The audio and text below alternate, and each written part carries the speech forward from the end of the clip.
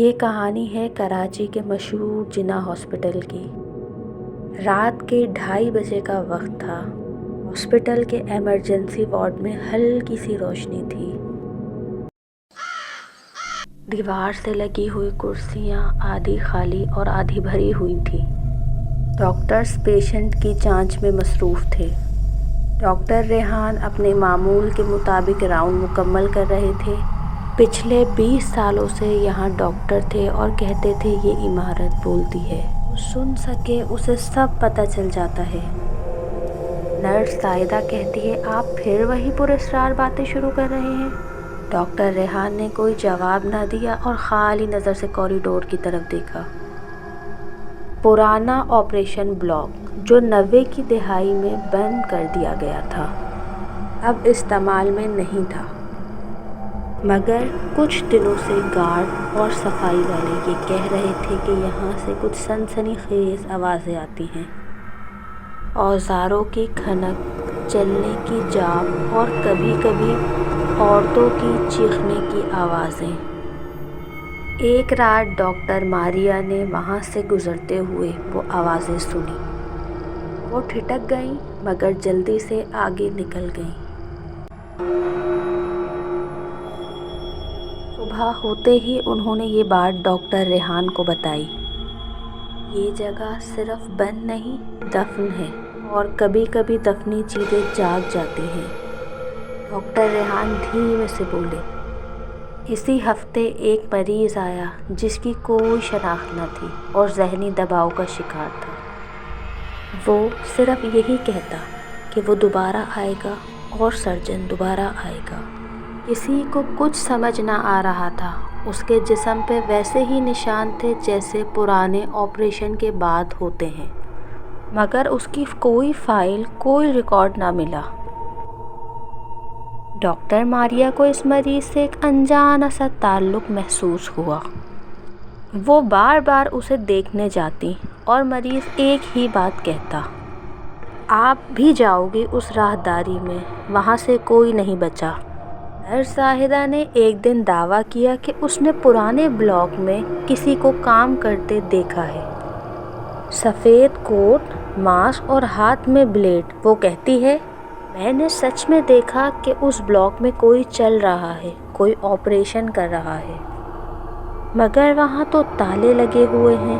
Doctor Rehan نے صرف اتنا کہا، یہ اسپتال ہے، یہاں صرف مریض نہیں مرتے، کچھ یادیں بھی مرتی ہیں۔ ڈاکٹر ماریا نے بلاک میں ہونے والی سرگرمیوں کی سچائی کا پتہ کرنے کا فیصلہ کیا۔ وہ اگلے دن سیکیورٹی روم میں گئیں، رات 2 بجے کی کیمرے کی فوٹیج مانگی۔ سیکیورٹی گارڈ وقاص ہچکچایا، میڈم پچھلے 3 دنوں کی فوٹیج کچھ عجیب ہے، اگر آپ واقعی دیکھنا چاہتی ہیں تو۔ فوٹیج چلائی گئی، ایک پرانی راہداری، بالکل خاموشی، مگر پھر اچانک رات 2:15 پر ایک سفید کوٹ پہنے شخص کی پرچھائی نمودار ہوئی جو دروازے کی طرف بڑھ رہا تھا، مگر چونکانے کی بات یہ تھی کہ جیسے ہی وہ پرچھائی کیمرے کے قریب آتی، کیمرہ گلچ ہو جاتا۔ یہ کون ہو سکتا ہے؟ وہاں تو کوئی داخل نہیں ہوتا۔ ماریا کو محسوس ہوا یہ صرف تجسس نہیں بلکہ اب خطرہ ہے۔ ماریا نے پرانے ڈاکومنٹس کی فائل نکلوائی۔ اس کا مقصد صرف ایک تھا، پرانے بلاک میں کام کرنے والے عملے کی تفصیل۔ آخر کار فائل مل گئی۔ Doctor Feroz Ahmed, neuro surgeon, 1995۔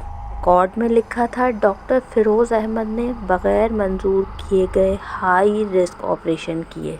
ان پر الزامات لگے کہ وہ مریضوں کو تجرباتی عملے کے لیے تیار کرتے ہیں۔ شکایتیں بڑھیں، تحقیقات ہوئی اور ایک دن وہ اسپتال سے غائب ہو گئے۔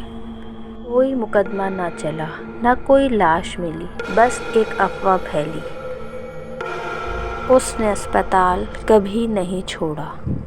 رات کے وقت ایمرجنسی وارڈ میں شور مچ گیا۔ ایک گارڈ کی حالت غیر ہو گئی۔ وہ کانپتے ہوئے بول رہا تھا، میں نے اس کو دیکھا۔ وہ پرانا سرجن، اس نے کسی کو بینچ پہ لٹایا ہوا تھا اور چاقو اس کے ہاتھ میں تھا۔ میں نے جلدی سے دروازہ بند کر دیا، مگر جیسے ہی سیکیورٹی وہاں پہنچی، وہاں دروازے پر تالا تھا اور مکمل سناٹا تھا۔ ڈاکٹر ماریا نے وہاں کا معائنہ کیا۔ ایک زنگ آلود بیڈ پر خون کے دھبے تھے، وہ بھی بالکل تازہ۔ اسپتال انتظامیہ نے اس بات کو ذہنی دباؤ کا نتیجہ قرار دیا، مگر ماریا، ڈاکٹر ریحان اور نرس زاہدہ اس بات کو ماننے کو اب بھی تیار نہ تھے۔ یہ سب محض تخیل ہے، ڈاکٹر ریحان نے کہا۔ یہ اسپتال صرف جسم نہیں کاٹتا بلکہ دماغ بھی متاثر کرتا ہے۔ یہاں ہر راہداری ایک کہانی سناتی ہے اور ہر کہانی میں کچھ ادھورا ہوتا ہے۔ ماریا نے فیصلہ کیا، میں اس راہداری میں جا کر خود دیکھوں گی۔ ماریا، نرس زاہدہ اور گارڈ وقاص تینوں رات 2 بجے پرانے آپریشن بلاک میں پہنچے، ہاتھ میں ٹارچ اور دل میں خوف۔ دروازے کے پیچھے ہلکی سی کلک کلک کی آواز آ رہی تھی، جیسے اعلیٰ اوزار میز پر رکھے جا رہے ہوں۔ مگر جب دروازہ کھولا تو اندر کوئی نہیں تھا، بس میز پر ایک نئی فائل رکھی تھی۔ فائل کا نام تھا ڈاکٹر ماریا، پیشنٹ 173۔ اب کے رنگ اڑ گئے۔ اس پر میرا نام اس پر کس نے لکھا؟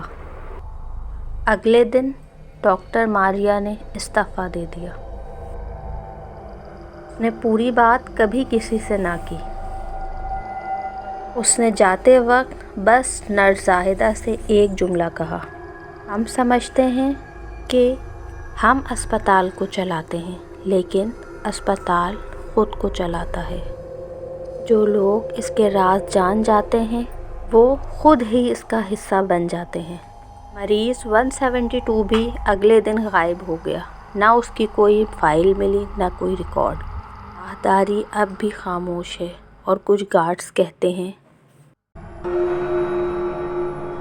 رات کے وقت کوئی سفید کوٹ میں داخل ہوتا ہے اور دروازہ خود بخود بند ہو جاتا ہے۔